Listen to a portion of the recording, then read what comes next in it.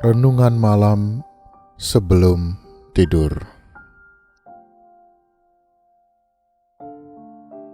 Firman Tuhan melalui surat 2 Korintus 2 ayat 15 tertulis demikian. Sebab bagi Allah, kami adalah bau yang harum dari Kristus di tengah-tengah mereka yang diselamatkan dan di antara mereka yang binasa. Sahabat Kristus, Leonardo da Vinci konon kabarnya menghabiskan waktu selama 10 tahun untuk melatih diri, melukis tangan, siku, telinga, dan bagian-bagian tubuh lainnya.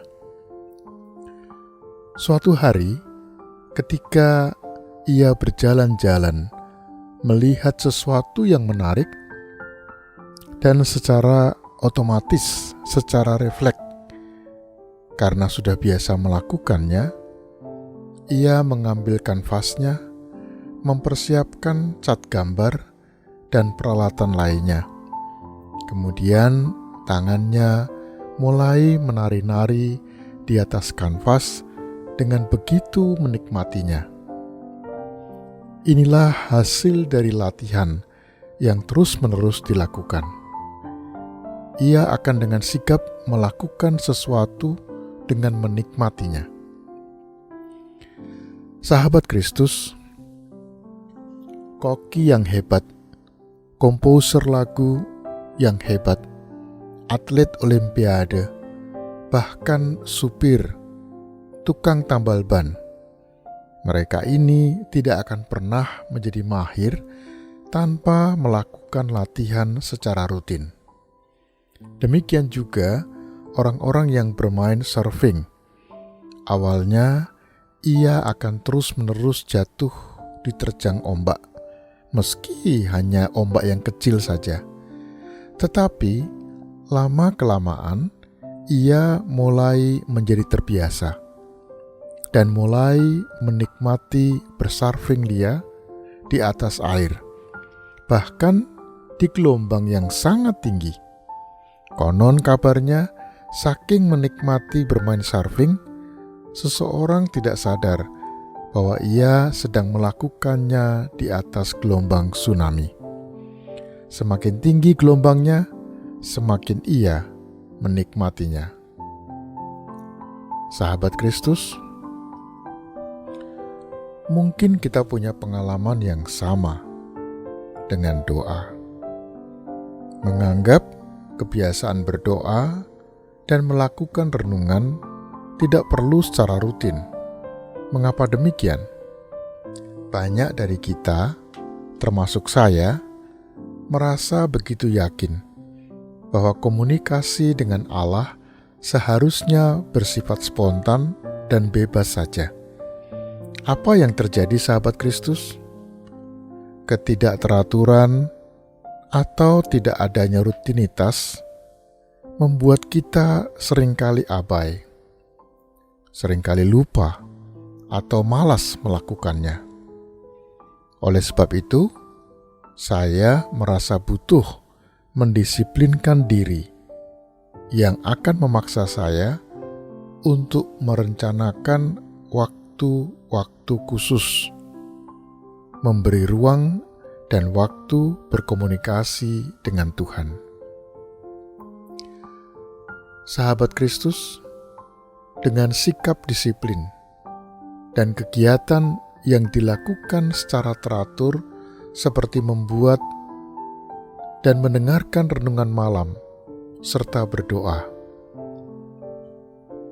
akhirnya saya belajar bahwa spontanitas acapkali berbuah dari suatu kedisiplinan.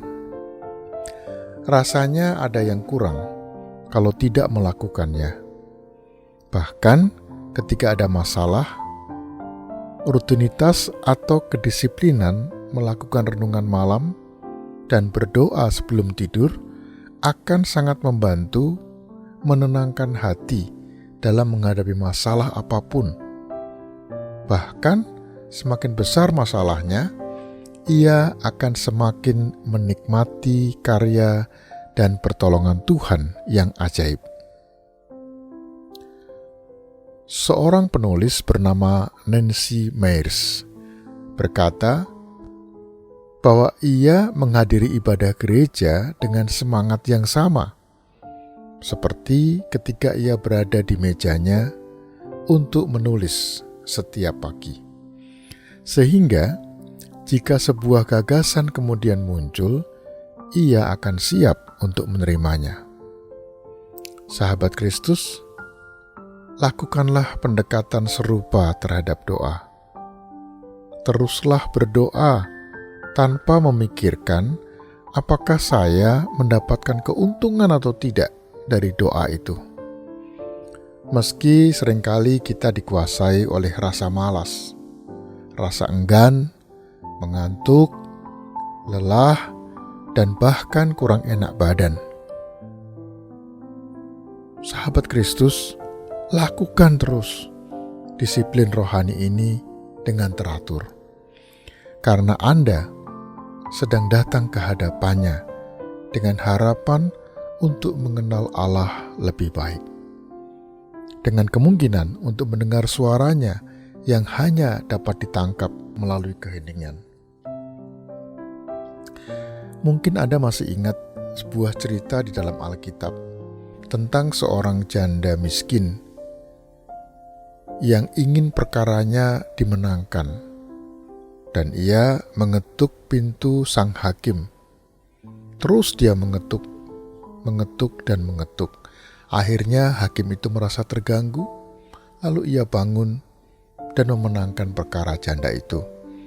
Firman Tuhan berkata, mintalah, maka kepadamu akan diberikan. Oleh sebab itu, doa yang terus-menerus dilakukan pasti akan besar kuasanya dalam kehidupan kita. Sahabat Kristus, kata meditate dalam bahasa Inggris yang aslinya sebetulnya dari bahasa Latin yang berarti berlatih. Seperti malam ini, ketika Anda mendengarkan renungan malam ini, teruslah mendengar dan jangan pernah lengah. Karena apa yang sedang Anda lakukan merupakan persembahan yang harum bagi Allah. Sahabat Kristus, suara siapa lagi yang mau Anda dengar jika bukan suara Sang Gembala? Namun, berhati-hatilah dengan mendengarkan suara gembala, sebab setiap jemaat sudah diberi gembalanya oleh Tuhan. Ikutilah suara gembalamu. Amin. Mari kita berdoa. Ya Tuhan, terima kasih untuk sapaan-Mu melalui renungan malam ini. Biarlah renungan, doa, dan pujian yang aku lakukan berkenan di hadapan Tuhan dan menjadi persembahan yang harum bagimu.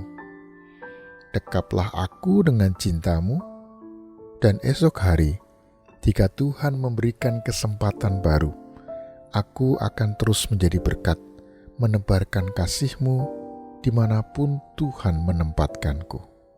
Amin.